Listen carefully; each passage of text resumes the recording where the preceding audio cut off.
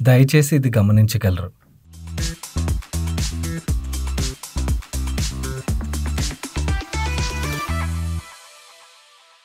Hi guys, welcome to ask money పర్షి. ఈరోజు ask money పర్షిలో మీరు పంపించిన క్వశ్చన్స్కి ఆన్సర్ చేసే ముందు 2 విషయాలు అయితే మీతో షేర్ చేసుకోవాలి. ఫస్ట్ థింగ్, నా బ్యాక్గ్రౌండ్ జర్నీ ఇవన్నీ మన ఓల్డ్ సబ్స్క్రైబర్స్ తెలుసు. అలాంటి స్టేజ్ నుంచి, అంటే ఒక వ్యాన్ డ్రైవర్ కొడుకు స్టేజ్ నుంచి లైఫ్లో ఎప్పుడైనా టెడెక్స్ ఈవెంట్కి ఆడియన్స్ కింద వెళ్ళి చూస్తాను లేదా అని ఉండేది. అలాంటిది last year I have delivered my first TED talk and last Saturday I have delivered my second TED talk. Thank you guys, thanks from bottom of my heart. ఎందుకంటే మీ అందరూ సపోర్ట్ లేకపోయినంటే this would have been possible. And talk అయితే చాలా బాగా వచ్చింది, event బాగా అయింది, అండ్ మన ప్రజెంటేషన్ కూడా చాలా బాగా వచ్చింది. అండ్ చాలామంది ప్రజెంటేషన్ అయిపోయిన తర్వాత యాక్చువల్లీ వాళ్ళకి చాలా మంచి ఇన్ఫర్మేషన్ వచ్చిందని ఫీడ్బ్యాక్ కూడా చాలా చాలా సాలిడ్ ఉన్నదన్నమాట. 1.5 మంత్లో వాళ్ళు లైవ్ చేస్తారు. లైవ్ చేయగానే కొత్త కంటెంట్ని అయితే ప్రజెంట్ చేశాను. మీకు కూడా వీడియోని అయితే షేర్ చేస్తాను. So this is the happy moment. మన వాళ్ళందరితో కూడా షేర్ చేసుకుందాం అని చెప్పి ఫస్ట్ వీడియో బిగినింగ్లోనే షేర్ చేస్తున్నాను. సెకండ్ది, it's not that happy moment. 24th రోజు మీ అందరితో కలిపి ఎన్ఎండిసి హైదరాబాద్ రన్ ఏదైతే ఉన్నదో ఆ రన్లో పార్టిసిపేట్ చేస్తాను కదా. Unfortunately I'm missing guys.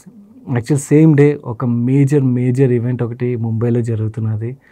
And ఆ ఈవెంట్కి అయితే కంపల్సరీ అటెండ్ అవ్వాలని అయితే అనుకున్నాను. ఎందుకంటే చాలామంది ప్రమోటర్స్ని కలిసే ఛాన్స్ అయితే దొరుకుతుంది అన్నమాట. లాస్ట్ ఇయర్ అటెండ్ అయినప్పుడు కొంతమంది ప్రమోటర్ని కలగలిగాను అండ్ చాలా ఇన్ఫర్మేషన్ తెలిసింది. అండ్ మీకు దాని తర్వాత వీడియోస్ రూపంలో షేర్ చేయగలిగాను. సో మళ్ళీ అగైన్ ఈవెంట్ అటెండ్ అయినట్టయితే అగైన్ చాలామంది ప్రమోటర్స్ని కలిసే ఛాన్స్ దొరుకుతుంది, చాలా నేర్చుకోగలుగుతానని చెప్పి ముంబై అయితే ట్రావెల్ చేస్తున్నాను.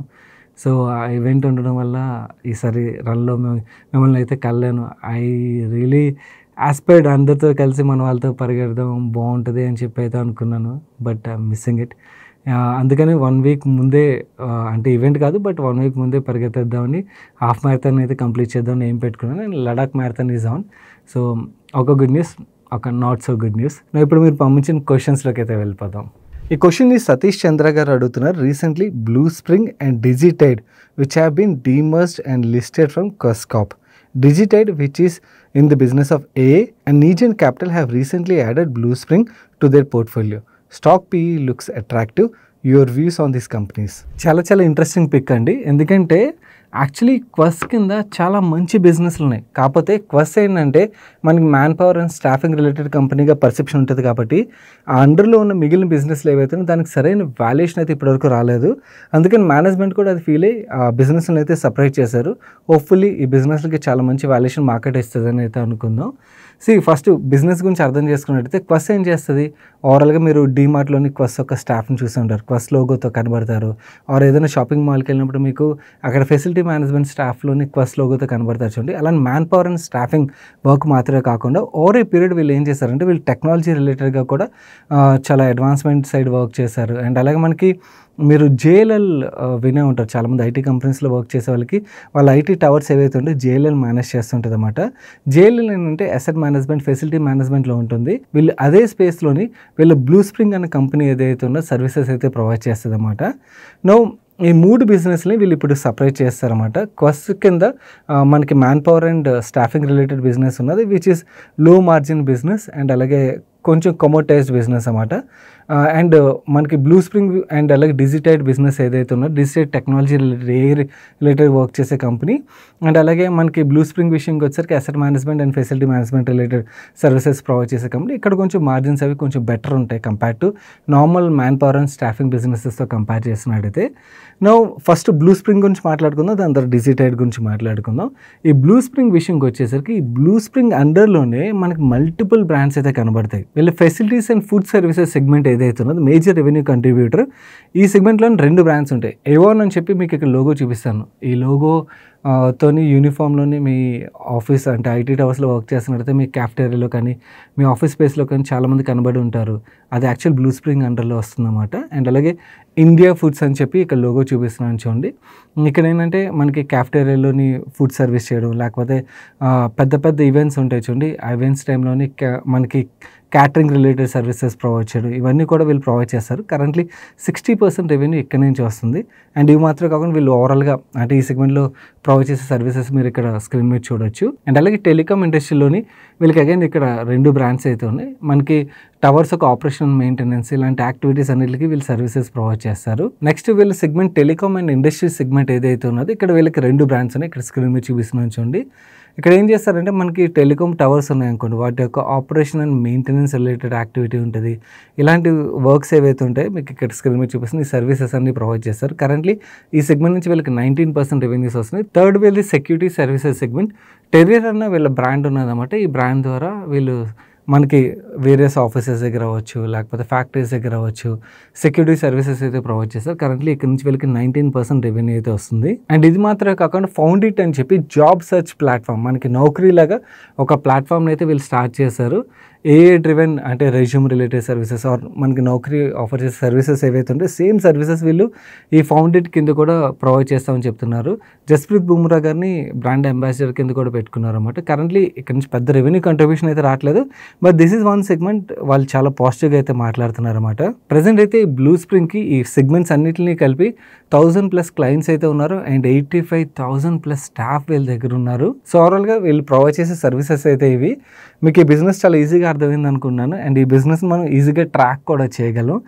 అండ్ ఇన్ఫ్యాక్ట్ ఈ బిజినెస్ రిలేటెడ్గా డిమాండ్ కూడా పెరుగుతుంది. ఎందుకంటే మనకి A grade buildings especially commercial స్పేస్లో వస్తున్నాయో అక్కడ actually quality of services expect చేస్తున్నారు. కాబట్టి అక్కడ క్వాలిటీ ఆఫ్ సర్వీసెస్ ప్రొవైడ్ చేసే కూడా ఇలాంటి కంపెనీస్ బాగా ప్రొవైడ్ చేస్తారు. కాబట్టి ఆబ్వియస్లీ వీళ్ళకి డిమాండ్ అయితే బాగా పెరుగుతుంది కంపేర్ టు మనకి లోకల్ ప్లేయర్స్ ఎవరైతే ఉంటే వాళ్ళతో కంపేర్ చేస్తున్నట్టయితే. సో అక్కడ గ్రోత్ అయితే చాలా ఎక్కువగా ఉన్నది. కంపెనీ కూడా ఏం చెప్తుందంటే రీసెంట్గా కాన్ఫరెన్స్ కాల్లో చెప్తున్నారు 2026లోని డబుల్ డిజిట్ గ్రోత్ చూస్తామని చెప్తుంది. వీళ్ళు Q1 మార్జిన్స్ కొంచెం తక్కువ రికార్డ్ అయినా కూడా అది సైకిల్లో పార్ట్, ఓవరాల్గా రికవర్ అయిపోతాయని అయితే చెప్తున్నారు. మోస్ట్ ఇంట్రెస్టింగ్ థింగ్ ఏంటంటే వీళ్ళు ఫౌండ్ ఇట్ వెబ్సైట్ ఏదైతే ఉన్నదో మనకి జాబ్ సెర్చ్ వెబ్సైట్, ఇది యాక్చువల్లీ ఇండియాలోని 2nd లార్జెస్ట్ వెబ్సైట్ కింద తీసుకెళ్తామని చెప్తున్నారు. అండ్ Q3 FY26 కల్లా ఇది బ్రేక్ ఈవెన్ కూడా తీసుకొస్తామని అయితే చెప్తున్నారు. వీళ్ళు బ్రేక్ ఈవెన్ తీసుకొచ్చి గ్రో చేయగలిగారు అనుకోండి, దెన్ డెఫినెట్లీ ఆ బిజినెస్కి అయితే చాలా మంచి వాల్యుయేషన్ దొరుకుతుంది. మనం తెలుసు కదా, నౌకరీ చూస్తున్నట్టయితే చాలా మంచి వాల్యుయేషన్, యాక్చువల్లీ క్యాష్ జనరేటింగ్ బిజినెస్లు ఇవి. క్లిక్ అయినట్టయితే మాత్రం డెఫినెట్లీ బాగుంటుంది ఆ బిజినెస్, ఒక గ్రోత్ రేట్ బాగుంటుంది, మంచి క్యాష్ కూడా జనరేట్ చేస్తుంది. ఇది బ్లూ స్ప్రింగ్ రిలేటెడ్గా. ఈ బ్లూ స్ప్రింగ్ రిలేటెడ్ ఇంకొక విషయం కూడా చెప్పాలి. యాక్చువల్లీ ఓవరాల్గా క్వస్ గ్రూప్ ఒక ఫౌండర్ ఎవరైతే ఉన్నారో అజిత్ ఐజాక్ గారు, ఆయన యాక్చువల్లీ ఈ డీమర్జర్ తర్వాత ఎప్పుడైతే బ్లూ స్ప్రింగ్ ఒక స్టాక్ పడినప్పుడు ఈ పర్సనలీ యాడెడ్. ఆయన మాత్రమే కాదు, యాక్చువల్లీ మీరు ఇక్కడ స్క్రీన్ మీద చూడొచ్చు, చాలామంది ఎవరైతే డైరెక్టర్స్ వీళ్ళు ఉన్నారో వాళ్ళు కూడా ఈ స్టాక్ని అయితే పర్సనల్ యాడ్ చేసుకున్నారు. సో దట్ గివ్స్ కాన్ఫిడెన్స్ అనమాట. అంటే వాళ్ళకి ఈ బిజినెస్ మీద ఉన్న కాన్ఫిడెన్స్ ఏదైతుందో అది మనకి మార్కెట్ కూడా చెప్తుంది. So that is one positive. And promoter add చేయడం మాత్రమే కాదు, 69 రూపీస్ 70 పైసా దగ్గర నిజన్ క్యాపిటల్ కూడా బై చేసింది ఈ బిజినెస్ని అయితే. సో ఇది బ్లూ స్ప్రింగ్ రిలేటెడ్. నౌ డిజిటైడ్ విషయంకి వచ్చేసరికి వీళ్ళు digital engineering and application services like మనకి సైబర్ సెక్యూరిటీ సర్వీసెస్ అండ్ అలాగే ఒక అప్లికేషన్ ఇంప్లిమెంట్ చేయడం, మెయింటెనెన్స్ చేయడం, ఇలాంటి సర్వీసెస్ ప్రొవైడ్ చేస్తారు. And infra and cloud services provide చేస్తారు.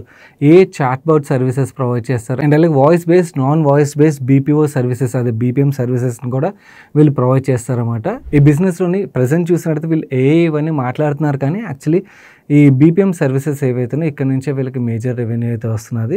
కాకపోతే చాలా మంచి హైరింగ్ రీసెంట్ టైంలో చేస్తున్నారు. విప్రో నుంచి, కాగ్నిజెంట్ నుంచి, AWS నుంచి వీళ్ళు చాలా సీనియర్ స్టాఫ్ని హైర్ చేశారు. అండ్ ఈ బిజినెస్ చాలా అగ్రెసివ్ గ్రోత్ చూస్తుందని అయితే మేనేజ్మెంట్ కామెంట్ చేస్తున్నారు. హోప్స్ గ్రోత్ డెలివర్ చేసినట్టయితే which is well and good. Blue Spring business విషయంకి వచ్చేసరికి చాలా ఈజీ బిజినెస్, అది అర్థం చేసుకోవడం అండ్ ట్రాక్ చేయడం.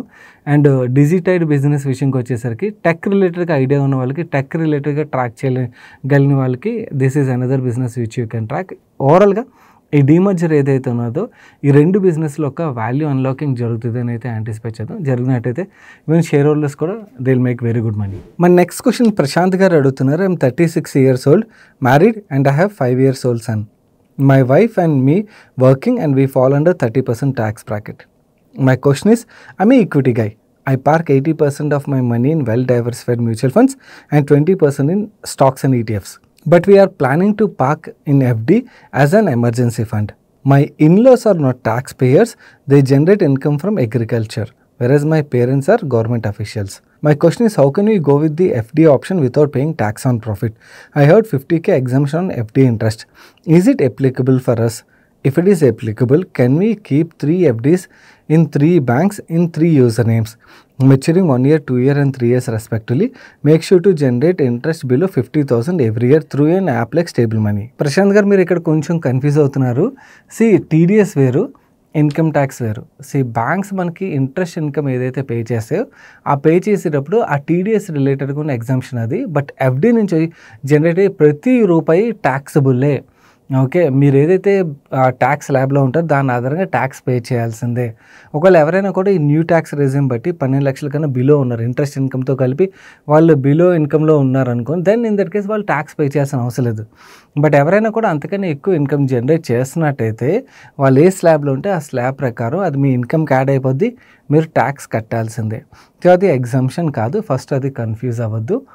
And second thing, stable money లాంటి యాప్ యూస్ చేసి ఎఫ్డీ చేసుకోవచ్చు అంటే ఎస్, హ్యాపీగా చేసుకోవచ్చు. ఎందుకంటే మీరు ఇంట్లో కూర్చుని 200+ బ్యాంక్స్ అండ్ ఎన్బిఎఫ్సిలో ఒక ఇంట్రెస్ట్ రేట్లు కంపేర్ చేసుకుని మనకి స్ప్లిట్ చేసి మరీ ఇన్వెస్ట్ చేయొచ్చు. వేరేస్ మనం మాన్యువల్లీ వెళ్ళి చేయాలంటే అది టీడీఎస్ జాబ్ కదా. అండ్ ఒక దగ్గరే మన ఎఫ్డీస్ అన్ని కూడా ట్రాక్ చేసుకోవచ్చు. అండ్ ఇంకొకటి ఏంటంటే మనం ఎఫ్డీస్ ఓపెన్ చేసేటప్పుడు మనం ఆ బ్యాంక్స్లో బ్యాంక్ అకౌంట్ కూడా ఓపెన్ చేయక్కర్లేదు. అండ్ మనం ఎఫ్డీ పార్క్ చేసేటప్పుడు చాలామందికి ఉండే కన్ఫ్యూషన్ ఏంటంటే ఇలాంటి యాప్స్ యూస్ చేసినట్టయితే నా డబ్బులు ఆ యాప్కి వెళ్ళిపోతాయి కదా అని చెప్పి, నువ్వు యాక్చువల్లీ మీ డబ్బులు వెళ్ళేది ఆ బ్యాంక్కి వెళ్తే ఆ బ్యాంక్ నుంచి మీకు కన్ఫర్మేషన్ మెయిల్ అండ్ ఎస్ఎంఎస్ కూడా వస్తుంది అండ్ రిసిప్ట్ వస్తుంది అన్నమాట. సో మీ డబ్బులు బ్యాంక్ దగ్గర ఉంటాయి. యాప్ ఏంటంటే మీకు ఆ ఫెసిలిటీని అయితే ప్రొవైడ్ చేస్తుంది. సో ఆ ఫెసిలిటీని యూస్ చేసుకోవడంలో తప్పలేదు కదా. అండ్ ఈవెన్ కేవైసీ కూడా వీడియో కేవైసీ చేసేయచ్చు, బ్యాంక్ విజిట్ చేయాల్సిన అవసరం లేదు. దెర్ ఆర్ బ్యాంక్స్ 8.4% వరకు ఇంట్రెస్ట్ రేట్ని కూడా ఆఫర్ చేస్తున్నాయి. చెక్ చేసుకుని కంపేర్ చేసుకుని మీకు నచ్చిన బ్యాంక్లో అయితే డిపాజిట్ చేయొచ్చు. అండ్ మనం బ్యాంక్స్లో డిపాజిట్ చేసేటప్పుడు ఆ డిఏసిజిసి ఒక డిపాజిట్ గ్యారంటీ ఇన్సూరెన్స్ ఏదైతే ఉన్నదో ఆ 5 lakhs లిమిట్ కూడా అప్లికబుల్ అవుతుంది. అండ్ కొన్ని బ్యాంక్స్లో ఎఫ్డీ చేసినప్పుడు వీళ్ళు ఇన్స్టెంట్ విత్డ్రాల్ ఫెసిలిటీని కూడా అయితే ప్రొవైడ్ చేస్తున్నారు. సో ఎమర్జెన్సీ ఫండ్లో ఎవరైనా పార్క్ చేస్తున్నట్టయితే, స్టేబుల్ మనీ త్రూ పార్క్ చేసినట్టయితే ఈవెన్ మనం ఆ ఇన్స్టెంట్ విత్డ్రాల్ ఫెసిలిటీ ఎక్కడైతే ఉన్నదో అక్కడ ఇమీడియట్గా విత్డ్రా చేయాలన్నా కూడా మనకి అదైతే హెల్ప్ఫుల్ అవుతుంది. సో ఎవరైతే ఈ ఇంట్రెస్ట్ రేట్ లోన్ లాక్ చేసుకుని ఎఫ్డీ చేసుకోవాలనుకుంటారో వెంటనే స్టేబుల్ మనీ యాప్ని అయితే డౌన్లోడ్ చేసుకొని కింద కామెంట్ సెక్షన్లో డిస్క్రిప్షన్లో అయితే లింక్స్ ఉంచుతాను. ఈ యాప్ ద్వారా మీరు ఎఫ్డీ చేసినట్టయితే మీరు ఇంట్రెస్ట్ రేట్లోని మీ ఎఫ్డీస్ని బ్లాక్ చేసుకున్నట్టయితే అవుతుంది. And coming to me second question ఏదైతే ఉన్నదో అది ఎసెట్ అలొకేషన్ రిలేటెడ్గా రాశారు. అది కొంచెం క్లియర్గా రాస్తున్నట్టయితే బాగుండేది. నాకు ఆ క్వశ్చన్ అర్థం కాలేదు, అందుకనే ఆ క్వశ్చన్కి ఆన్సర్ చేయలేకపోతున్నాను. మన నెక్స్ట్ క్వశ్చన్ రాజేష్ గారు అడుగుతున్నారు. హాయ్ సార్ గారు, please share your view on Paradip phosphate stock. Literally ఒక కమోడిటీ ప్రోడక్ట్ తయారు చేసే కంపెనీ జాక్పాట్ కొట్టింది అనుకోవచ్చు. పారదీప్ ఫాస్ఫేట్ కాదు, ఇంకో కంపెనీకి కూడా బెనిఫిట్ అయితే బాగా వస్తుంది. ఆ కంపెనీ గురించి కూడా మీకు ఎక్స్ప్లెయిన్ చేస్తాను. పారదీప్ ఫాస్ఫేట్ విషయంకి వచ్చేసరికి వీళ్ళు ఫెర్టిలైజర్స్ తయారు చేస్తారు. డాప్ అండ్ ఎన్పీకే. డాప్ మనకి ఎర్లీ స్టేజ్లో యూజ్ చేస్తారు, ఎన్పీకే మనకి యాక్చువల్ గ్రోత్ స్టేజ్లో యూజ్ చేస్తారు. ఓకే, మన ఇండియాలో యూరియా తర్వాత సెకండ్ హైయెస్ట్ యూజ్ చేసే ఫెర్టిలైజర్ డాప్ అన్నమాట. ఈ డాప్ ఒక ప్రొడక్షన్ విషయంకి వచ్చేసరికి ఇండియాలో మనం ప్రొడ్యూస్ చేస్తాం, కానీ మనం చైనా నుంచి అండ్ అలాగే సౌదీ అరేబియా నుంచి ఇలా వేరియస్ కంట్రీస్ నుంచి ఇంపోర్ట్ చేసుకుంటాం. చైనా నుంచి ఎక్కువగా ఇంపోర్ట్ చేసుకుంటాం. చైనా రీసెంట్ టైంలో మీరు లాస్ట్ 2 monthsలో న్యూస్ విన్నట్టయితే చందు డైలీ మనిషిలో కవర్ చేశాడు. చైనా యాక్చువల్లీ డాప్ ఒక ఎక్స్పోర్ట్స్ని రిస్ట్రిక్ట్ చేస్తుందని చెప్పి వినే ఉంటారు కదా.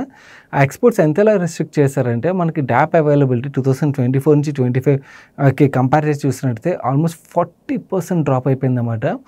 ఎప్పుడైతే షార్టేజెస్ క్రియేట్ అవుతాయో ఏం జరుగుతుంది, మార్జిన్స్ పెరుగుతాయి. అవునా, అదే మనం ఈ కంపెనీకి క్వార్టర్ నెంబర్స్లో మీరు చూడొచ్చు. 6% నుంచి వీళ్ళ మార్జిన్స్ ఏకంగా 10%కి అయితే వచ్చేసాయి.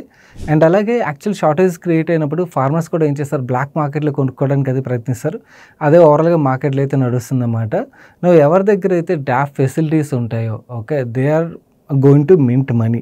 సో పారదీప్ ఫాస్ఫేట్ అయితే currently in that stage. And అలాగే యాక్చువల్లీ ఈ కంపెనీ యొక్క ప్రమోటర్స్ మీకు ఇక్కడ స్క్రీన్ మీద చూపిస్తున్నాను చూడండి. Zuari group and OCP group ఏదైతే ఉన్నాయో వీటిలో ఓసిపి గ్రూప్ ఏదైతే ఉన్నదో గ్లోబల్ ఫాస్ఫేట్ యొక్క మ్యానుఫ్యాక్చరింగ్ జైంట్, అది వెరీ లార్జ్ కంపెనీ. అవి జువారీ ఏదైతే ఉన్నదో మనకి స్టాక్ మార్కెట్లో ఇంకొక listed company Mangalore fertilizers and chemicals అని చెప్పి ఉంటుంది. సో ఆ కంపెనీ కూడా ప్రమోటర్. నవి మ్యాంగ్లూర్ ఫెర్టిలైజర్స్ని పారాదీప్ ఫాస్ఫేట్లో అయితే మర్జ్ చేయన్నారు. దాని రిలేటెడ్గా NCLT అప్రూవల్స్ కూడా వీళ్ళకి వచ్చేసాయి. సో త్వరలోనే ఆ మర్జర్ కంప్లీట్ అయిపోద్ది. మర్జర్ కంప్లీట్ అయిపోయింది అనుకోండి, వీళ్ళ వాల్యూమ్లోనే 23% గ్రోత్ ఉంటుందని అయితే చెప్తున్నారు. అండ్ అలాగే ఇంకోటి ఈ కంపెనీ చేసిన బిగ్గెస్ట్ పాజిటివ్ వీళ్ళకి ఏంటంటే, ఈ డ్యాప్ ప్రొడక్షన్కి యూజ్ చేసే ఫాస్ఫరిక్ అండ్ సల్ఫరిక్ యాసిడ్ ఏవైతే ఉంటాయో వీటి యొక్క ప్రొడక్షన్ కూడా వీళ్ళు పెంచుకుంటూ వస్తున్నారన్నమాట. సో బ్యాక్వర్డ్ ఇంటిగ్రేట్ చేస్తూ వచ్చారు. అండ్ ఒడిశా గవర్నమెంట్తో రీసెంట్గా ఒక MOA కూడా సైన్ చేశారు. అండ్ ఎక్స్పాన్షన్ అయితే లెఫ్ట్ అండ్ రైట్ చేస్తున్నారు, ఎందుకంటే ఆపర్చునిటీ ఉన్నది కాబట్టి. నువ్వు ఈ షార్టేజెస్ ఎన్నాళ్ళు ఉంటాయి అన్నది చూడాల్సినది. ఈ సంవత్సరం వర్షాలు కూడా బాగా పడ్డాయి కాబట్టి డిమాండ్ ఇంకా యాక్చువల్లీ ఎక్కువగా ఉండే ఆస్కారం అయితే ఉన్నది. ఇది పారాదీప్ ఫాస్ఫేటే కాదు, మనకి కోరమండల్ ఫెర్టిలైజర్స్ ఉన్నది కదా, వాళ్ళకి కూడా పాజిటివ్, ఎందుకంటే వాళ్ళు కూడా సిమిలర్ సెగ్మెంట్లో ఆపరేట్ చేస్తుంటారు అనమాట. సో ఈ డాప్ ప్రొడ్యూసర్స్ ఎవరైతే ఉంటారో వాళ్ళకి ఈ సంవత్సరం జాక్పాట్ అయినా మనం మాట్లాడుకోవాలి. అదే మనకి స్టాక్ ప్రైస్లో కూడా కనబడుతుంది. కమింగ్ క్వార్టర్స్లో కూడా నెంబర్స్లో మనకి ఇదే కనబడే ఆస్కారం ఉన్నది. అందుకని ఈవెన్ మ్యూచువల్ ఫండ్స్ కూడా కంటిన్యూస్గా యాడ్ చేసుకోవడం అయితే మనకు కనబడుతుంది. మన నెక్స్ట్ క్వశ్చన్ వ్యూవర్ తన పేరు మెన్షన్ చేయలేదు. తన క్వశ్చన్ విషయంకి వచ్చేసరికి, high sir, does US really impose 100% to 500% tariffs on India if we support Russia? If yes, what will happen to our Indian stock market? How to mitigate this impact? Do you want us to allocate some portion of money in US markets as well? Hi అండి, I don't know Donald Trump గారు ఏం చేస్తారన్నది ఎవరు guess చేయగలం. ఆయన mood swing బట్టి ఉంటుంది. And I'm not worried about what Donald Trump is going to do. I'm more worried about what I will do to my portfolio and what will happen to my portfolio. ఎందుకంటే ఎవరో ఎక్కడో globally ఏదో చేస్తారని చెప్పి మనం portfolio రిలేటెడ్గా ఎప్పటికప్పుడు changes చేసుకుంటూ వెళ్తే మనకు వెల్త్ క్రియేషన్ జరగదండి. ఎస్, మీకు US ఎక్స్పోజర్ ఎక్కువగా ఉన్న కంపెనీస్ మీరు హోల్డ్ చేస్తున్నట్టయితే అక్కడ ట్రిమ్ చేసుకోవడం బెటర్, ఎందుకంటే వాళ్ళ మీద ఇంపాక్ట్ ఉంటుంది. But rest of the companies రిలేటెడ్గా మీకు ఇప్పుడు ఈ న్యూస్ వల్ల ఏదైతే వాలటాలిటీ ఉంటుందో ఆ వాలటాలిటీకి వరీ అయ్యి నేను ఏమైనా యాక్షన్ తీసుకోవాలంటే నేనైతే యాక్షన్ తీసుకోవట్లేదు. ఎందుకంటే I'm a investor, I'm not a trader. So if I'm a trader then definitely నేను న్యూస్ బట్టి యాక్ట్ చేయాలి. ఇఫ్ ఐఎమ్ ఏ ఇన్వెస్టర్, నేను ఇన్వెస్ట్ చేసిన బిజినెస్ రిలేటెడ్గా ఏం జరుగుతుందో నాకు ఐడియా ఉన్నది. Yes, next 5-6 years maybe 1-2 years pain ఉండొచ్చేమో, బట్ ఓవరాల్గా మనం ఒక 5 years ఆర్జన్, ఎందుకంటే నేను ఈక్విటీస్ అనేది 5 years అండ్ అబోవ్ చూస్తాను. సో 5 years ఆర్జన్ చూసినట్టయితే ఐఎమ్ సీయింగ్ పాజిటివ్ థింగ్స్ అన్నమాట. సో ఇండియా విషయంకి వచ్చేసరికి మన కంట్రీ ఇలాంటివి చాలానే చూస్తుంది. నాకన్నా సీనియర్స్ ఉంటారు మార్కెట్లో. మీరు మీ ఎక్స్పీరియన్స్ కింద కామెంట్ సెక్షన్లో షేర్ చేయడానికి ప్రయత్నించండి. కొత్త వాళ్ళు ఎవరైతే ఉంటారో వాళ్ళకి ఉపయోగపడుతుంది. ఎంతకన్నా చాలా పెద్ద హర్డిల్సే మనం చూసాం కదా, అవన్నీ మన దేశం దాటుకునే వచ్చింది కదా. సో దీన్ని కూడా మనం దాటేస్తాం. సో అండ్ ఇన్ఫ్యాక్ట్ ఇది ఎన్నాళ్ళు ఉంటుందో కూడా తెలియదు. డొనాల్డ్ ట్రంప్ గారి టర్మ్ మొత్తం ఉంటుందో లేదో తెలియదు, ఆర్ ఇంకో నెల రోజులు ఉంటుందో తెలియదు. We don't know. అండ్ దాని ఆధారంగా మన పోర్ట్ఫోలియోస్ అయితే డిజైన్ చేసుకోలేము. అండ్ కమింగ్ టు యూఎస్లో ఇన్వెస్ట్ చేయాలంటే, అండ్ ఇన్ఫ్యాక్ట్ నన్ను పర్సనల్ అడిగినట్టయితే దీనివల్ల ఇంపాక్ట్ అయ్యేది యూఎస్ఏ ఎక్కువగా. మీకు చాలా రీల్స్ తిరుగుతున్నాయి, ఒకసారి చూడండి. ఓకే, యూఎస్లోని ఏవైతే మాల్స్ ఉంటాయో వాటిలోని జస్ట్ 1 month బ్యాక్ ప్రైస్లు ఏవైతే ఉంటాయి ఆ ప్రైస్ ట్యాగ్లు ఉన్నట్టయితే ఆ ప్రైస్ ట్యాగ్లు లేటెస్ట్గా పెట్టిన ప్రైస్లు ఏవైతే పెరిగినవి ఇవన్నీ ఉన్నాయో అవి రీల్స్ ఒకసారి చాలా వరకు లైవ్ వీడియోస్ అయితే తిరుగుతున్నాయి. అవి చూస్తే మీకు అర్థమవుతుంది. సో ఈ ప్రైస్ ఇంక్రీజ్ ఏదైతే ఉందో దాని యొక్క ఇంపాక్ట్ ఎవరి మీద పడుతుంది? US సిటిజన్ మీద పడుతుంది. నా US సిటిజన్ మీద ఆ ప్రైస్ ఇంపాక్ట్, ఆ ఇన్ఫ్లేషన్ ఇంపాక్ట్ పడింది అనుకోండి, ఏమవుతుంది? వాళ్ళ సేవింగ్స్ తగ్గిపోతాయి అండ్ వాళ్ళు ఆల్రెడీ అప్పుల్లో నడుస్తుంటారు, డెట్ డిఫాల్ట్స్ పెరుగుతాయి. సో ఇవన్నీ వల్ల ఇన్ఫాక్ట్ షార్ట్ టర్మ్లో US మీద నెగిటివ్ ఇంపాక్టే ఉంటుంది కానీ పాజిటివ్ ఇంపాక్ట్ అయితే ఉండదు. లాంగ్ టర్మ్లో we don't know what will happen. But నేనైతే షార్ట్ టర్మ్లో ఇది USకి పాజిటివ్ అని చూడట్లేదు. హీ స్పీకింగ్ ఇట్స్ పాజిటివ్ అని చెప్పి. So that's his view. Anyways, I believe in India, I believe in India's growth story and I'm a long term investor, I'm not a trader. So I invest for more than 5 years horizon అనమాట. So అలాంటప్పుడు I'm not worried. Only thing US exposure ఉన్న చోట కొంచెం జాగ్రత్తగా ఉండాలి తప్పించి అలాంటి కంపెనీస్లోని rest we should not worry about it, just a noise. మన నెక్స్ట్ క్వశ్చన్ దశరథ రామకృష్ణ గారు అడుగుతున్నారు. హాయ్ సార్ గారు, థ్యాంక్స్ అలాట్. మీ వల్ల మార్కెట్లో చాలా నాలెడ్జ్ అండ్ చాలా అమౌంట్ అయితే సంపాదించాను. రీసెంట్గా ఆస్క్ మనీ పర్స్ చూసి బెల్ రైస్ తీసుకున్నాను 116 మీద. Sagar, what's your opinion on Nava limited and VA Tech Wabag? ఈ 2 షేర్స్ నాకు 300% ప్లస్ రిటర్న్స్ ఇచ్చాయి. Can I hold for long term? మీ వీడియోస్ చూసి నేను స్టాక్స్లో ఇన్వెస్ట్ చేస్తాను. Happy to hear your making money అండి. కాకపోతే చూసి మాత్రం ఇన్వెస్ట్ చేయొద్దు. హోప్ మీరు వర్క్ చేస్తున్నారని అయితే అనుకున్నాను. సో ఎనీ స్టాక్ ఎవరు చెప్పినా కూడా ఓకే వాళ్ళు చెప్పారని కాకుండా మీ అంతటి మీరు హోంవర్క్ అయితే చేయండి, చేసి డెసిషన్ తీసుకోవడం ఈజ్ ఆల్వేస్ రైట్. లేకుండా అయితే మీరు హోల్డ్ చేయడం అనేది చాలా కష్టం అవుతుంది. Now coming to Nava and VA Tech Wabag రిలేటెడ్గా, VA Tech is a very long term play అండి. ఎందుకంటే వాటర్ రిలేటెడ్గా opportunity is huge. Okay, so water రిలేటెడ్గా ఇంకా చాలా వర్క్ అయితే గవర్నమెంట్స్ ఇండియాలోనే కాదు గ్లోబలీ కూడా చేయాల్సి ఉన్నాయి. And వాటెక్ has exposure. So water related theme అయితే ఇట్స్ ఎ మల్టీ డెకేడల్ థీమ్ అన్నది నా ఒపీనియన్ అండి. కమింగ్ టు నవా విషయంకి వచ్చేసరికి, ఎస్ పవర్ రిలేటెడ్గా మనకి మోస్ట్ ఆఫ్ ద పవర్ స్టాక్స్లో ఎస్ ఆపర్చునిటీ ఏదైతే అది ప్లే అవుతున్నది. కాకపోతే ఇది సమ్వేర్ ఈ సైకిల్ అయితే ఎండ్ అవుతుంది. So you should be ready to exit. So దాని రిలేటెడ్గా మీరు ఎప్పటికప్పుడు ట్రాక్ చేస్తూ ఉండాలి. సో వాల్యుయేషన్ అంటే గ్రోత్ వస్తుంది కాబట్టి వాల్యుయేషన్ జస్టిఫై అవుతున్నది. ఎప్పుడైతే వాల్యుయేషన్స్ మనకి ఎక్స్పెన్సివ్గా వెళ్ళిపోతాయో that is the time to book profits from this stock అండి. సో రెండింటిలోని కరెంట్లీ థీమ్స్ అయితే ప్లే అవుతున్నాయి కాబట్టి నార్మల్లీ ప్లే అవుతున్నప్పుడు we should ride those rallies అన్నమాట. ఒకవేళ మీకు బాగా రిస్కీ అనిపించినప్పుడు ఓకే, చాలామంది ఫాలో అయ్యే స్ట్రాటజీ ఏంటంటే వాళ్ళ క్యాపిటల్ ఏదైతుందో ఆ క్యాపిటల్కి బుక్ చేసి మిగిలిన ప్రాఫిట్ని వదిలేస్తుంటారు. దానివల్ల సైకలాజికలీ వాళ్ళకి ఒక కంఫర్ట్ ఇస్తుంది. ఓకే, నా డబ్బులు అయితే నేను నష్టపోండి అయిపోతుంది పడిపోయినా అని చెప్పి. సో ఒకవేళ మీకు సైకలాజికలీ ఆ కంఫర్ట్ ఇస్తుంది అంటే you can try that strategy as well. నేనైతే పర్సనలీ అలా చేయడానికి ఇష్టపడను. నేను ఒకవేళ ఎగ్జిట్ అయితే కంప్లీట్లీ ఎగ్జిట్ అయిపోతుంటాను. It depends on one individual strategy and వాళ్ళ మైండ్ సెట్ ఆధారంగా డెసిషన్ అయితే తీసుకుంటారు. బట్ రెండిట్లోని కరెంట్లీ థీమ్స్ అయితే ప్లే అవుతున్నాయి.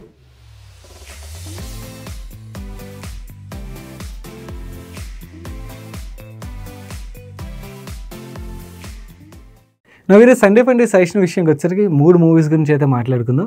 ఒకటి 3 BHK. సోషల్ మీడియాలో బాగా తిరుగుతుంది కాబట్టి ఆల్రెడీ కొంతమంది చూస్తుండొచ్చు. చూడని వాళ్ళు you can check it out. It's a good movie to watch. ఒకవేళ చూస్తున్నట్టయితే సెకండ్ మూవీ, యాక్చువల్లీ మూవీ రిలేటెడ్గా చాలా తక్కువ మంది తెలిసి ఉండొచ్చు, బట్ మూవీ అయితే చాలా బాగుంది. కానీ లాజిక్స్ వెతకండి. లాజిక్స్ వెతకకుండా చూస్తే మాత్రం మూవీ బాగుంటుంది.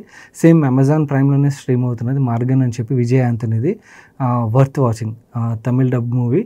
థర్డ్, మన మై విలేజ్ షో ఉన్నది కదా, మై విలేజ్ షోలోని అనిల్ ఉంటారు కదా, తంది మోతివారి లవ్ స్టోరీ అని చెప్పి ఒక సిరీస్ అయితే ZEE5లో స్ట్రీమ్ అవుతున్నది. ఇది ప్రమోషన్ కాదు, నాకు పర్సనలీ వాళ్ళు ఇష్టం. ఎందుకంటే ఆ చిన్న ఊరు నుంచి అలా ఒక పెద్ద బ్రాండ్ని, పెద్ద ఛానల్ని బిల్డ్ చేయడం అనేది అంత ఈజీ కాదు. చాలా కష్టపడి వాళ్ళు బిల్డ్ చేశారు, చాలా కష్టపడి గ్రో అవుతున్నారు. అలాంటి వాళ్ళని ఎంకరేజ్ చేయాలనిపిస్తే, though we don't have any commercial activity. నాకు పర్సనలీ వాళ్ళు నచ్చుతారు కాబట్టి ఆ సిరీస్ గురించి అయితే మాట్లాడుతున్నాను. ఇంకా నేను చూడలేదు, నేను కూడా ఈ సండే చూద్దాం అనుకున్నాను. ఎవరికైనా కూడా ఎంకరేజ్ చేయాలనిపించినట్టయితే this is one option, you can check it out. మన నెక్స్ట్ క్వశ్చన్ చిరు అడుగుతున్నారు, can you please explain about red sandalwood farming, there is some euphoria about it. Recent టైంలో actually red sandalwood related questions అయితే చాలా ఎక్కువైపోయాయండి. Maybe marketing బాగా జరుగుతుందేమో. మనం as a human ఏంటంటే మనకు కొన్ని బయాసెస్ ఉంటాయి అన్నమాట. మనకి ఎప్పుడైనా కూడా ఆపర్చునిటీ అని కానీ, లేకపోతే something will make very big money అని చెప్పి ఒక స్టోరీ కనబడుతుంది అనుకోండి, మనం రిస్క్ని కంప్లీట్లీ ఇగ్నోర్ చేసేస్తాం. నేను ఇక్కడ రెడ్ శాండల్వుడ్ ఫార్మింగ్ రిలేటెడ్గా ఇన్వెస్ట్ చేయొద్దు, చేయండి రెండు చెప్పట్లేదు. నేను ఇక్కడ మిమ్మల్ని కొంచెం అలర్ట్ చేయడానికి అయితే ప్రయత్నిస్తున్నాను. సో దట్ కొంచెం మిమ్మల్ని మీరు ఈ క్వశ్చన్స్ వేసుకున్నట్టయితే మీకు యాక్చువల్ మీరు తీసుకున్న డెసిషన్ కరెక్టా కాదా అన్నది మీకు తెలుస్తుంది.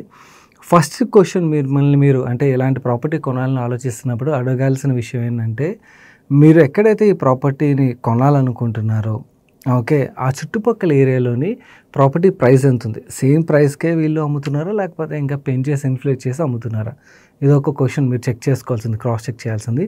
సెకండ్ థింగ్, అక్కడ చెట్లు రాలేదు ఓకే, ఎందుకంటే ఈ రెడ్ శాండల్వుడ్ రిలేటెడ్గా ఇది ఇప్పుడైతే స్టోరీ.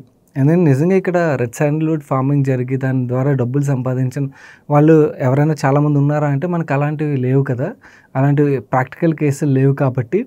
సో ఇప్పుడు వీళ్ళు చెప్తున్నారు ఇది కొన్నాళ్ళ తర్వాత వస్తుందని చెప్తున్నారు. సో నిజంగా రెడ్ శాండల్వుడ్ ఇక్కడ వస్తుందా రాదా అనేది ఎంతవరకు మనం చెప్పగలం, వ్యాలిడేట్ చేయగలం. సో ఒకవేళ రెడ్ శాండల్వుడ్ రాలేదు ఆ ప్లేస్లోని ఓకే, అలాంటి పక్షంలో మీరు కొంటున్న ల్యాండ్ ఏదైతే ఉన్నదో అది మీరు పర్సనలీ యూజ్ చేసుకోగలరా లేదా, ఒకవేళ మీరు యూజ్ చేసుకోలేరు ఓకే, మీరు అమ్మాలంటే అమ్మగలరా లేదా, ఇలాంటి క్వశ్చన్స్ మిమ్మల్ని మీరు వేసుకోండి. అక్కడ మీకు నో అంటే నేను ఇక్కడ అమ్మలేను ఆర్ నేను ఇక్కడ ఉండలేను అని చెప్పి మీకు ఆన్సర్ వచ్చిందనుకోండి, it's a very big red alert. Third thing, ఇంకే మీరు ఇలాంటి ఇన్వెస్ట్మెంట్ ఏదైతే తీసుకున్నారో మీ నెట్వర్త్లో ఎంత పర్సంటేజ్ అది. చాలామంది ఇలాంటి స్టోరీ బేస్డ్ సెల్లింగ్కి బలైపోయేది ఎవరంటే లెట్స్ సే ఇది ఒక 20 lakhs 25 lakhs స్మాల్ టికెట్ సైజ్లో అమ్ముతుంటారు అనమాట. వాళ్ళ దగ్గర ఉన్న టోటల్ సేవింగే అంత ఉంటుంది. ఓకే, తీసుకెళ్ళి దీంట్లో పెట్టేస్తారు. ఏంటంటే గ్రీడ్. ఓకే, నేను బీభత్సని చేస్తాను, అది రెడ్ శాండల్వుడ్ పెరిగిపోయింది అనుకుని పుష్పలాగా బోల్డ్ డబ్బులు వచ్చేస్తాయి ఇలాంటివన్నీ అని చెప్పి. ఓకే, అవన్నీ వస్తే పర్లేదు. ఓకే, రాని పక్షంలో ఏంటి మ్యాటర్? అండ్ మీకు మధ్యలో లిక్విడిటీ అవసరం వస్తే ఏంటి మ్యాటర్? ఎక్కడి నుంచి మీరు ఆ లిక్విడిటీని ఫుల్ఫిల్ చేయగలుగుతారు? ఇంకొక రిస్కీ కేసులు ఉంటాయి చాలామంది. వాళ్ళే డబ్బులు లేకుండా అప్పులు చేసి మరి ఈ గ్రీడ్కి బలైపోయే వాళ్ళు ఉంటారు. సో ఇలాంటి కేసులు it's a very big red alert అండి. Don't touch any such property. ఈ క్వశ్చన్స్ అన్నీ వేసుకొని రిస్కులు చూసుకోండి. మీకు రిస్కులన్నీ క్వశ్చన్ చేసుకున్న తర్వాత స్టిల్ మీకు బాగా అనిపిస్తే అప్పుడు పర్చేస్ రిలేటెడ్గా డెసిషన్ తీసుకోండి. అంతే తప్పించి ఎవరో చెప్తున్నారు మీకు 20 సంవత్సరాల తర్వాత అక్కడ వచ్చేస్తుందంటే మనకి ప్రాక్టికల్ అక్కడ జరిగితే ఓకే ఫైన్. ఓకే, మనకి వ్యాలిడేట్ చేసుకోగలం నిజంగా అక్కడ రెడ్ శాండల్వుడ్ వస్తుందా రాదా అన్నది. అలాంటివి ఏం లేవు కదా. సో అలాంటి కేసులో మనం ఎలా జస్ట్ ఒక స్టోరీకి పడిపోతాం. అండ్ థర్డ్ థింగ్, ఒకవేళ నిజంగా రెడ్ శాండల్వుడ్ వచ్చినా కూడా I'll tell you, there are certain risks you should know. Okay, ఆ టైంలోనే ఎప్పుడైతే మీకు ఈల్డ్ వచ్చే టైం ఉంటుందో ఆ టైంలోని దొంగలు పడ్డారనో కొట్టేశారనో ఇలాంటి స్టోరీస్ కూడా వస్తాయి. మీరు ఎంతవరకు కాపాడుకోగలుగుతారు? మీ దగ్గర స్ట్రెంత్ ఉందా లేదా ఇవన్నీ కూడా చెక్ చేసుకోండి. లేదు అన్నప్పుడు వదిలేయండి. ఓకే, డబ్బులు ఎక్కడో చోట నుంచి సంపాదించగలుగుతారు. ఇలాంటి తెలియని వాటిల్లోనే వెళ్ళి ఓకే ఇరుక్కుపోయే దానికన్నా కూడా మనకు తెలిసిన చోట ఇన్వెస్ట్ చేసి కొంచెం తక్కువ సంపాదించినా దట్స్ ఏ బెస్ట్ థింగ్ నన్ను అడిగితే. నేనైతే పర్సనల్ నాకు తెలియని వాటిని టచ్ చేయడానికి నేను కొంచెం వెనకడిగేస్తాను ఆర్ తెలుసుకోవడానికి ప్రయత్నిస్తాను. తెలుసుకున్న తర్వాత డెసిషన్ తీసుకున్నాను. సో నేను కూడా మీకు చెప్పేదాన్ని, మీకు ఇంకా బాగా ఇంట్రెస్ట్ ఉన్నట్టయితే తెలుసుకోవడానికి ప్రయత్నించండి. మీకు నచ్చితే ఒక డెసిషన్ తీసుకోండి. మన నెక్స్ట్ క్వశ్చన్ శంకర్ అడుగుతున్నారు. As per one of the post by a fin influencer on LinkedIn, he says that mutual funds are using our SIP money to subscribe to overvalued IPOs like Nykaa, PB Fintech, Ola Electric, etc. And we investors are being fooled by these companies whose promoters want to exit at a high price, and mutual funds are not taking care of our hard-earned money. Sometimes I feel it is true. Looking at the list of IPOs which made huge losses to investors, I was never invested in Paytm IPO, but when I've checked some of my mutual fund portfolios, they are all holding it. I have unknowingly ended up investing in it.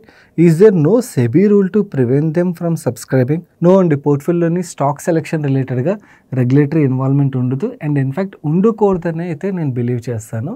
ఎందుకంటే regulator యొక్క involvement పోర్ట్ఫోలియోలో stock సెలెక్షన్కి వచ్చేసింది అనుకోండి, then fund మేనేజర్స్కి ఆ freedom పోతుంది అన్నమాట. కొన్నిసార్లు let's say for example regulator only profitable కంపెనీలోనే invest చేయాలన్నారు అనుకోండి, కొన్ని కేసులో టర్న్ అరౌండ్ కంపెనీస్ ఉంటాయి, వాళ్ళ ప్రాఫిట్స్ ఉండవు, లాసెస్ ఉండొచ్చు, నెక్స్ట్ కమింగ్ ఇయర్స్లో ప్రాఫిట్ డెలివర్ చేయొచ్చు. సో అలాంటి కేసులో ఏమవుతుంది, స్టాక్స్లో మనకి ఆల్ఫా క్రియేషన్ అనేది అక్కడే జరుగుతుంది కదా. మనకి లెట్స్ సే ఏషియన్ పెయింట్లోనో లేకపోతే పీడిలైట్లోనో మీకు ఆల్ఫా క్రియేషన్ జరుగుతుందా? అక్కడ కన్సిస్టెన్సీ కనబడుతుంది కానీ ఆల్ఫా క్రియేషన్ జరుగుతుంది కదా. మీకు ఆల్ఫా క్రియేషన్ వచ్చేదే ఇలాంటి టాక్టికల్ కాల్స్ ఏవైతే తీసుకుంటారో. I'm not talking about the stocks మీరు ఏవైతే మెన్షన్ చేస్తారో. ఐఎమ్ సెయింగ్ అంటే ఫండ్ మేనేజర్ యొక్క స్ట్రాటజీస్ రిలేటెడ్గా మాట్లాడుతున్నాను. వాళ్ళు ప్రీవియస్గా నెంబర్స్ అవి సరిగ్గా కనబడకుండా మొత్తం చేంజ్ అవుతున్నాయి అనుకోండి, అలాంటి కేసులోనే మనకి మార్కెట్ పర్సెప్షన్ చేంజ్ అయింది అనుకోండి, అక్కడే ఆల్ఫా క్రియేట్ అవుతుంది. సో ఫండ్ మేనేజర్లకి రెస్ట్రిక్షన్స్ రెగ్యులేటర్ పెట్టారనుకోండి, ఈ స్టాక్ని కొనాలి ఆ స్టాక్ని కొనకూడదని, మీకు definitely which is not good for industry, which is not good for investors as well అన్నమాట. అది నా opinion. Now coming to post రిలేటెడ్గా మీరు మాట్లాడుతున్నారు కదా, సిమిలర్ పోస్ట్ నేను చాలా చూస్తుంటాను. I personally believe negativity cells అండి. ఎందుకు ఇలా అంటే I'm not backing those fund managers. మీరు ఏ ఫండ్ గురించి మాట్లాడుతున్నారో కూడా నాకు తెలియదు. ఎందుకంటే అది ఫండ్ మేనేజర్ ఒక స్ట్రాటజీ. ఒకవేళ మీకు ఆ ఫండ్ మేనేజర్ స్ట్రాటజీ నచ్చలేదు, ఓకే ఆ ఫండ్ అండర్ పర్ఫామ్ చేస్తుంది అనుకోండి, you have exit option open కదా, మీరు ఆ ఫండ్ నుంచి ఎగ్జిట్ అయిపోవచ్చు. So that's a beauty of mutual funds. So మనకి ఆ ఫండ్స్ కన్సిస్టెంట్లీ అండర్ పర్ఫామ్ చేస్తున్నాయి, ఫండ్ మేనేజర్ ఒక స్ట్రాటజీ రాంగ్ స్టాక్ సెలెక్షన్ ఉన్నదనుకోండి, we don't need to marry a fund. Okay, we can definitely exit from that fund at any time. So that's the flexibility you have. Now, most of the funds ఏం చేస్తాయంటే ఈ IPOs రిలేటెడ్గా వాళ్ళు follow అయ్యే strategy ఏంటంటే కొన్ని long term allocation ఉన్నా కూడా కొన్ని టాక్టికల్ ఎలోకేషన్స్ ఉంటాయి అన్నమాట. వాళ్ళు ఐపీఓ టైంలోని ఆర్ పోస్ట్ లిస్టింగ్ టైంలోని ఏదైతే గెయిన్స్ వస్తాయో వాటిని ఈవెన్ ఫండ్స్ కూడా ఎన్కాష్ చేసుకుంటాయి. సో దానివల్ల ఎన్ఏవీలోని అడిషనల్ అప్టిక్ అయితే వస్తుంది కదా. సో ఆ ఎడిషనల్ అప్టిక్ కోసం కూడా స్ట్రాటజీస్ ప్లే చేస్తారు. కొన్నిసార్లు ప్లే అవ్వచ్చు, కొన్నిసార్లు ప్లే అవుతూ ఉండొచ్చు. వీ డోంట్ నో బికాస్ ప్రతి స్టాక్ రిలేటెడ్ వాళ్ళు ఎందుకు ఎలొకేషన్ తీసుకున్నారని అయితే ఫండ్ మేనేజర్స్ మనకి షేర్ చేయరు కాబట్టి మనకు తెలియదు. And if at all any fund house AGM లాంటివి కండక్ట్ చేస్తున్నాయి అనుకోండి, you can question fund manager అలాంటి ఛాన్స్ దొరికినట్టయితే. But end of the day let's say మీకు ఫండ్ నచ్చలేదు అనుకోండి, ఫండ్ మేనేజర్ స్ట్రాటజీ నచ్చకపోతే ఎగ్జిట్ ఫ్రమ్ దెమ్. అండ్ ఇలాంటి పోస్టులు ఏవైతే ఉంటాయో ఆ పోస్టులకి అయితే రియాక్ట్ అవ్వద్దు. ఎందుకంటే మోస్ట్ ఆఫ్ ద కేసులోని ఫండ్ మేనేజర్ ఏవైతే ఇలాంటి ఐపీఓ ఎలొకేషన్ తీసుకుంటారో అవి నార్మల్ మనం యాంకర్ ఎలొకేషన్ చూసినట్టు మనకు సిగ్నిఫికెంట్ అనిపిస్తుంది. బట్ ఆ ఫండ్ ఒక సైజ్ బట్టి చూస్తే అవి యాక్చువల్లీ 1%, లెస్ దాన్ 1% ఆర్ 2% ఎలొకేషన్లో ఉంటాయి అన్నమాట. అండ్ ఓవర్ ఏ పీరియడ్ మీరు చూసారనుకోండి, చాలా వరకు వాటి నుంచి వాళ్ళు ఎగ్జిట్ అవ్వడం ఆర్ సెల్ చేసేయడం మనకు కనబడుతుంది, ట్రిమ్ చేయడం కనబడుతుంది. So if fund is performing well, I will not be worried about all these things అండి. If fund is underperforming, then I will take fund రిలేటెడ్గా కాల్. సో మీకు కూడా అదే సజెషన్స్. మన నెక్స్ట్ క్వశ్చన్ సంజీవ్ అడుగుతున్నారు. Hi Sagar, I'm huge fan of your content. Few years back I used to consider myself as financially unenlightened, but after started watching your videos regularly, I learned some knowledge. Thanks for all the support. Most welcome, Andy. Coming to my question, I have started investing in SIP, in Quant Small Cap Fund and Quant Mid Cap Fund from last 1.5 to 2 years. Recently, the fund managers have changed for most of the Quant mutual funds. Also, I see their operational model also changed after the new fund managers have taken over. Because of this, I see continuous negative return in these funds at least from last 16 to 18 months. I'm investing in these funds for long term. Should I continue investing in these funds or book these losses and move to other AMCs? I'm investing in these funds for long term. Should I continue investing in these funds or book the losses and move these funds to some other AMCs who are operating in same category? Hi Sanjeev గారి, answer మీకు ఒక్కరికే కాదు మిగిలిన viewers కూడా. ఎందుకంటే చాలామంది చేసే పెద్ద మిస్టేక్ ఇది ఏంటంటే, మనకి కొన్ని పీరియడ్స్లో కొన్ని ఫండ్ హౌస్లో ఒక స్ట్రాటజీ బాగా ప్లే అవుతుంది. అండ్ వాళ్ళ స్ట్రాటజీ ప్లే అయినప్పుడు ఏమవుతుందంటే అక్రాస్ కేటగిరీలోని వాళ్ళ ఫండ్స్ మనకి టాప్లో కనబడతాయి అన్నమాట. అలా ఎప్పుడైతే కనబడుతుందో ఇన్వెస్టర్లో ఒక యూఫోరియా బిల్డ్ అయిపోద్ది, ఆ ఫండ్స్ వెనకాల పరిగెడతారు, కాన్ఫిడెన్స్ పెరిగిపోద్ది అన్నమాట. ఇది ఐఎమ్ షూర్ కాంట్లో చాలామంది ఇన్వెస్టర్లు ఉండి ఉంటారు. ఎందుకంటే 1.5-2 years బ్యాక్ కంటిన్యూస్గా కాంట్ రిలేటెడ్ క్వశ్చన్సే వచ్చేవి. పోర్ట్ఫోలియోస్ చూసినట్టయితే కాంట్ ఫండ్స్ అయితే నిండిపోయి ఉండేవి, వేరే ఏఎంసీలోనే ఇన్వెస్ట్ చేసేవారు కాదు. సో అలా చేసినప్పుడు ఎప్పుడైనా కూడా మన స్ట్రాటజీ రాంగ్ అవుతుందండి. So we should have a diversified portfolio. అంటే ఒక సింగిల్ ఏఎంసీలోని మనం మొత్తం ఫండ్స్ని సెలెక్ట్ చేయడం అనేది ఎప్పటికీ కరెక్ట్ కాదు. అండ్ ఇది సంజీవ్ గారు కాదు, మిగిలిన వ్యూవర్స్ అందరికీ కూడా చెప్తున్నాను. సిమిలర్ థింగ్ నాకు ఇప్పుడు మోతిలాల్ ఓస్వాల్లో కూడా కనబడుతుంది. మోతిలాల్ ఓస్వాల్ ఒక ఫండ్స్ లాస్ట్ 1 to 2 yearsగా బాగా పర్ఫామ్ చేసేసరికి సేమ్ యూఫోరియా కనబడుతుంది. ఎక్కడ చూసినా ప్రతి ఇన్వెస్టర్లు మోతిలాల్ ఓస్వాల్ ఫండ్స్లో ఇన్వెస్ట్ చేస్తున్నారు. I'm sure that will also end like this. ఎందుకంటే ప్రతిసారి మనం నా ఓవరాల్ లాస్ట్ 10-15 yearsలో చూశాను. ఒక టైంలో మెరే అసెట్ ఒక ఫండ్స్ ఇలాగే ఉండేది, యూఫోరియా చాలా ఉండేది. సో ప్రతి ఒక్కరు మెరేలోనే పెట్టేవారు. సేమ్ దాని తర్వాత అండర్ పర్ఫార్మెన్స్, దాని ముందు ఐసిఐసిఐ, దాని ముందు హెచ్డిఎఫ్సి, దాని ముందు బిర్లా, ఇలా సైకిల్స్ మారుతూనే ఉంటాయి. సో మనం సైకిల్ మారుతున్నప్పుడల్లా అంటే పాస్ట్లోని ఈ ఫండ్ హౌస్ ఒక ఫండ్స్ బాగా పర్ఫామ్ చేశాను, అన్ని ఫండ్స్ మన డబ్బులు ఆ ఫండ్లోనే పెట్టేసాం. ఓకే, దాని తర్వాత అండర్ పర్ఫామ్ చేస్తాం, నెక్స్ట్ వేరే ఫండ్ హౌస్ బాగా పర్ఫామ్ చేస్తుంది, దాని వెనకాల పడుతున్నాం.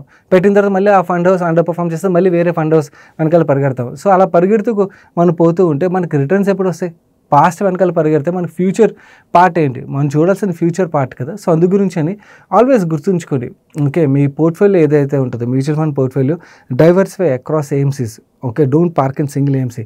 అండ్ దట్ టు ఎస్పెషల్లీ మనకి ఒక ఏఎంసీ టాప్ ర్యాంక్లో కనబడుతుంది ప్రతి కేటగిరీ అంటే ఫస్ట్ ఆ ఫండ్ హౌస్ని చేస్ చేయొద్దు. ఇంకా మనకి నెంబర్ 1 ఇంపార్టెంట్ కాదు, గుర్తుంచుకోండి. ఎందుకంటే నెంబర్ 1 ఎవరు కాన్స్టెంట్గా ఉండరు. ఓకే, మనకు కావాల్సింది కేటగిరీ యావరేజ్ కన్నా బెటర్ పర్ఫార్మెన్స్. ఏ ఫండ్ హౌస్ అయినా కూడా కన్సిస్టెంట్గా కేటగిరీ యావరేజ్ కన్నా బెటర్ పర్ఫార్మెన్స్ డెలివర్ చేస్తుంది అనుకోండి, ఓవర్ ఏ లాంగ్ పీరియడ్ ఆ ఫండ్లో మనకు చాలా మంచి రిటర్న్ వచ్చేస్తుంది. ఈ సంవత్సరం నెంబర్ 1 ఉన్న ఫండ్ నెక్స్ట్ 1-2 years కింద నుంచి నెంబర్ 1కి వెళ్ళిపోయే ఛాన్సెస్ చాలా ఎక్కువ ఉంటాయి అన్నమాట. సో అందుకని డోంట్ చేస్ దట్ నెంబర్ 1, నెంబర్ 2s. దానికన్నా కన్సిస్టెన్సీని చేస్ చేయడానికి ప్రయత్నించండి. అండ్ కేటగిరీ యావరేజ్ కన్నా కన్సిస్టెంట్ బెటర్ పర్ఫార్మెన్స్ డెలివర్ చేస్తే చాలు, అంతకు మించి మనకు అవసరం లేదు. వీల్ జనరేట్ హ్యూజ్ వెల్త్ అన్నమాట. కమింగ్ టు మీ క్వశ్చన్ విషయంకి వచ్చేసరికి, మీరు ఓన్లీ ఆ 2 ఫండ్స్లో ఇన్వెస్ట్ చేశారు లేకపోతే వేరే ఫండ్స్లో కూడా ఇన్వెస్ట్ చేశారు? ఒకవేళ మీరు ఒక 5 ఫండ్స్లో ఇన్వెస్ట్ చేసి ఈ 2 ఫండ్స్లోని మీకు ఎలొకేషన్ ఉన్నదనుకోండి, అంటే మిగిలిన 3 ఫండ్స్ వేరే ఎంసీల్లో ఉన్నాయనుకోండి, then you don't need to worry about it. ఎందుకంటే కాంట్ ఒక strategy momentum based strategy. So momentum based strategy current market condition ఏదైతే ఉన్నదో ఈ కండిషన్లో వర్కౌట్ అవ్వట్లేదు. సో వర్కౌట్ అవ్వట్లేదు కాబట్టి మీకు అండర్ పర్ఫార్మెన్స్ అనేది కనబడుతుంది. మళ్ళీ మూమెంటమ్ బేస్డ్ స్ట్రాటజీ వర్కౌట్ అయినప్పుడు ఏమవుతుందంటే మళ్ళీ ఈ ఫండ్స్ అన్ని కూడా మనకు సుపీరియర్ రిటర్న్ డెలివర్ చేయడం అయితే స్టార్ట్ చేస్తాయి. సో మనం ఇక్కడ నుంచి అక్కడి నుంచి ఇక్కడికి మనం లైన్స్ జంప్ చేసుకుంటూ వెళ్ళినట్టయితే ఎప్పటికీ మనకు వెల్త్ క్రియేషన్ అనేది జరగదు. అండ్ ఒకవేళ మీరు ఓన్లీ ఈ 2 ఫండ్స్లో ఇన్వెస్ట్ చేశారు అండ్ 2 కాంట్లో ఇన్వెస్ట్ చేశారంటే మాత్రం ఎస్ ఒక ఫండ్ అయితే డైవర్సిఫై చేయండి, వేరే అదర్ కేటగిరీ వేరే ఏఎంసీలోకి అయితే డైవర్సిఫై చేయండి. మిగిలిన ఇన్వెస్టర్స్ కూడా నా సజెషన్ అయితే ఇప్పుడు అండర్ పర్ఫార్మెన్స్ కనబడుతుంది కదా అని చెప్పి మీరు ప్యానిక్ అయిపోయి ఎగ్జిట్ అయితే ఏమవుతుందంటే ఇన్ఫ్యాక్ట్ యాక్చువల్లీ ఆ ఫండ్స్ మీద ఇంకొంచెం ఎక్కువ ప్రెషర్ క్రియేట్ అవుతుంది కానీ ఆ ఫండ్స్లో రికవరీ అనేది కనబడదన్నమాట. And first thumb rule okay, number 1 funds వెనకాల పరిగెత్తకండి. సెకండ్ థంబ్ రూల్ ఒకవేళ అండర్ పర్ఫార్మెన్స్ కనబడితే పానిక్ అయిపోయి ఎగ్జిట్ అయిపోదు. ఓకే, ఎందుకంటే ఫండ్ మేనేజర్ ఒక స్ట్రాటజీ మీకు నచ్చింది, ఓకే, నచ్చి ఇన్వెస్ట్ చేసినప్పుడు లెట్ దట్ స్ట్రాటజీ ప్లే. ఇప్పుడు పరాక్ ఫండ్ హౌస్ ఉన్నది, ఇంకా ఇప్పుడు లాస్ట్ 1 to 2 ఇయర్స్గా వాళ్ళ ఫండ్స్ బాగా కనబడేసరికి అందరూ మళ్ళీ అగైన్ పీపీఎఫ్ఎస్ వెనకాల పరిగెడుతున్నారు. వాళ్ళ ఫండ్స్ మీకు బుల్ మార్కెట్లో టాప్లో కనబడవు, ఓకే, కానీ కన్సిస్టెన్సీ కనబడుతుంది. Okay, so we should understand fund manager యొక్క స్ట్రాటజీ కూడా, దాన్ని బట్టి మనం ఆ ఫండ్స్ని సెలెక్ట్ చేసుకోవాలి. ఒకవేళ if you're a aggressive investor then okay, కాంట్లాంట్ ఫండ్స్లో మనకి బుల్ మార్కెట్లో అగ్రెసివ్ రిటర్న్ వచ్చినప్పుడు బేర్ మార్కెట్లో మనకు కరెక్షన్ అనేది ఆ పుల్ బ్యాక్ అనేది కూడా కనబడుతుంది అన్నమాట.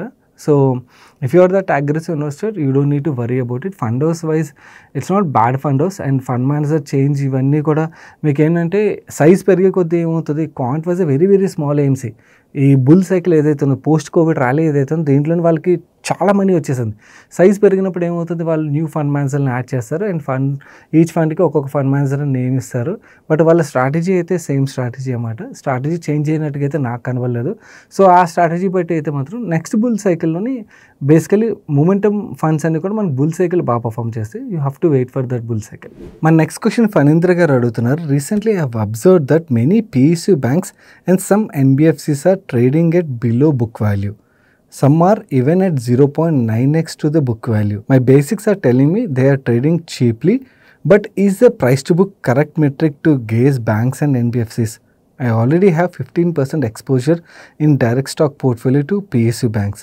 Shall I invest more as they are trading cheaply to increase my exposure to 20%? You are absolutely right on the valuation part అండి. మనం బ్యాంక్స్ అండ్ NBFCL రిలేటెడ్గా ప్రైస్ టు బుక్కే చూడాలి. And I also believe price to book పరంగా majority of the quality banks and NBFCs చాలా మంచి valuation అయితే trade అవుతున్నాయి. And in fact lifetime opportunity అని అయితే నేను ఫీల్ అవుతాను. ఎస్పెషలీ NBFCలోని మనకి హై క్వాలిటీ NBFCలు కూడా చాలా మంచి వాల్యుయేషన్లు అయితే దొరుకుతున్నాయి. So this is the time to pick good quality NBFCs. And PSU banks విషయంకి వచ్చేసరికి మరి PSU బ్యాంక్లోని ఎక్స్పోజర్ని ఎక్కువగా పెంచేసుకోవద్దు, ఎందుకంటే రిస్క్ అనేది కొంచెం ఎక్కువగా ఉంటుంది. Okay, try to look in to private banks as well. మనకి ప్రైవేట్ బ్యాంక్స్లో కూడా మనకి వాల్యుయేషన్లు దొరుకుతున్నాయి. అండ్ NBFCలు కూడా మీరు అన్నారు కదా, NBFCలో కూడా మీకు మంచి వాల్యుయేషన్లు దొరుకుతున్నాయి. చూడండి, చాలా వరకు మనకి అన్నోన్ నేమ్స్ చాలా గుడ్ క్వాలిటీ ప్రమోటర్స్ రన్ చేస్తున్నాయి, మంచి బుక్ రన్ చేస్తున్నారు. గ్రోత్ పరంగా కూడా ఎస్ పొటెన్షియల్ ఆపర్చునిటీ అయితే ఉన్నది. అండ్ RBI రెగ్యులేషన్స్ కూడా పాజిటివ్గా ప్లే అవుతున్నాయి వాళ్ళందరికీ. సో కమింగ్ 5-6 ఇయర్స్లో we should make very good money. So stocks పరంగా ఎవరైతే సెలెక్ట్ చేయలేరో అట్లీస్ట్ బ్యాంకింగ్ అండ్ మనకి ఫైనాన్షియల్ సెక్టర్లో ఇన్వెస్ట్ చేసే ఫండ్స్ ఏవైతే ఉన్నాయో ఆ ఫండ్స్నైనా కూడా చెక్ చేయడానికి అయితే ప్రయత్నించండి. ఎస్ వాల్యుయేషన్స్ అయితే మాత్రం డ్యామ్ అట్రాక్టివ్ వాల్యుయేషన్లు అయితే ఉన్నాయి. So you have picked up a good theme అండి. And I also believe will make very good money. And ఒకవేళ ఎవరైనా కూడా ప్రైవేట్ బ్యాంక్స్ రిలేటెడ్గా ఆల్రెడీ వీడియో ఉన్నది, ఒకవేళ NBFCs రిలేటెడ్ కూడా మీకు డీటెయిల్గా ఒక ఫుల్ ఫ్లెజ్ వీడియో కావాలంటే చెప్పండి. Will try to cover a NBFC specialised video అన్నమాట. I feel valuations are at good zone. మన నెక్స్ట్ క్వశ్చన్ కృష్ణ సాయి గారు అడుగుతున్నారు. I'm 22 years old guy, a fresher working in IT industry. I've started saving some money. Part of it is from my own salary and some support I get it from my father and brother. Totally I'm investing around 10,000 rupees per month. I really appreciate you, Sai. And then 22 yearsకి మీరు save చేసే mind సెట్లో ఉన్నారంటే I'm sure very soon you will create a very good corpus. My aim is to invest for long term, like 20 to 30 years, so that I can build good amount of wealth slowly over a period of time. I want to split this monthly investment like this: 7,000 rupees for long-term goals like retirement and future needs, 3,000 rupees for my short-term goals. I'm hoping to build a corpus of 2.5 lakhs in next 5 years, assuming 12% return. I already have a health insurance for my parents and some savings going into gold schemes at jewelry shop. Now coming to my mutual funds, I have already started investing a year ago and I have invested 1.3 lakhs. Right now the portfolio is around 2,000 to 3,000 rupees positive side, mainly because of the market's recent rally. These are the mutual funds I have selected: Parak Parekh Flexi Cap, Tata Small Cap, Motilal Oswal Mid Cap Fund, Nippon Gold Fund, Nippon Small Cap Fund. Honestly, I have selected these funds without proper research. I just want to save the money instead of spending it. Now I am not sure whether I picked up the right ones or not. I feel I need proper advice on what to do next. Now I have a question: can I invest in the same funds for next 30 years?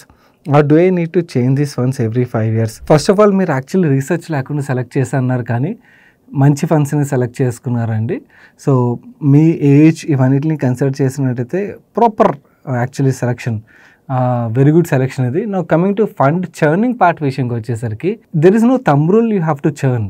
Okay, so మీరు funds బాగా perform చేసినంతకాలం మీరు ఎంతకాలం అయినా కూడా hold చేయొచ్చు. So coming to మనకి అలా లాంగ్ టర్మ్ పాటు పర్ఫామ్ చేసిన ఫండ్స్ చాలానే ఉన్నాయి మార్కెట్లోని. మీరు కేటగిరీ యావరేజ్ ఏదైతే ఉందో దాన్ని చూసుకోండి. దానికన్నా బెటర్గా మీ ఫండ్ కన్సిస్టెంట్గా పర్ఫామ్ చేస్తుంది అనుకోండి, దెర్ ఇస్ నో ప్రాబ్లం. ఆ కేటగిరీ యావరేజ్ కన్నా మీకు 2-3 years అండర్ పర్ఫామ్ చేస్తుంది అనుకోండి, అండ్ ఫండ్ మేనేజర్ చేంజ్ అవ్వడం కానీ, స్ట్రాటజీ చేంజ్ అవ్వడం కానీ, ఇలాంటివి ఏమైనా జరిగినట్టయితే అప్పుడు మనం ఫండ్ రిలేటెడ్గా ఎగ్జిట్ అవ్వాలి. కానీ లేకపోతే 5 yearsకి ఒకసారి ఇలా అని ఎగ్జిట్ ప్లాన్ చేసుకోవాల్సిన అవసరం లేదు. అండ్ మీ ఫండ్ సెలెక్షన్ అయితే బాగుంది. గోల్డ్ ఒకటి ఏంటంటే మీరు ఓకే అదర్ అసెట్ క్లాస్లో పార్క్ చేయాలనుకున్నట్టయితే గోల్డ్ ఫండ్ కంటిన్యూ చేయండి. లేదంటే ఆ గోల్డ్ మనీ యాక్చువల్లీ మీరు ఏదైనా కూడా డెట్ ఫండ్లో పెట్టుకోగలిగినట్టయితే మీకు అది కంటిన్యూన్సీ మనీ కింద హెల్ప్ఫుల్ అవుతుంది. మీకు కంటిన్యూన్సీ మనీ ఉండడం కూడా ఇంపార్టెంట్. అండ్ అలాగే టర్మ్ ప్లాన్ లేకపోతే టర్మ్ ప్లాన్ రిలేటెడ్ కూడా ఆలోచించండి. You should have a term plan. So ఓవరాల్గా it looks good. So that's it for today's ask money by show guys. ఎవరైతే ఎఫ్డీ చేయాలనుకుంటారో స్టేబుల్ మనీ యాప్ని అయితే డౌన్లోడ్ చేసుకోండి. కింద కామెంట్ సెక్షన్లో డిస్క్రిప్షన్లో అయితే లింక్స్ ఉంచుతాను. అండ్ ఈరోజు వీడియోలో షేర్ చేసిన ఇన్ఫర్మేషన్ వచ్చి వీడియోని ఇప్పటివరకు లైక్ చేయనట్టయితే వీడియోని లైక్ చేయండి. అండ్ అలాగే మీ ఫ్రెండ్స్ అండ్ ఫ్యామిలీకి హెల్ప్ఫుల్ అవుతుందంటే వాళ్ళకి తప్పకుండా వీడియోని షేర్ చేయడం మర్చిపోకండి. ఛానల్కి ఇదే ఫస్ట్ టైం వచ్చినట్టయితే మన మనీ పర్ ఛానల్ సబ్స్క్రైబ్ చేసి పక్కన బెల్ ఐకాన్లో ఆల్ నోటిఫికేషన్స్ యాక్టివేట్ చేసుకోండి. నేను సాయి కృష్ణ పత్రి మరొక మంచి వీడియోతో మీ ముందుకు వస్తాను. Till then bye bye, take care.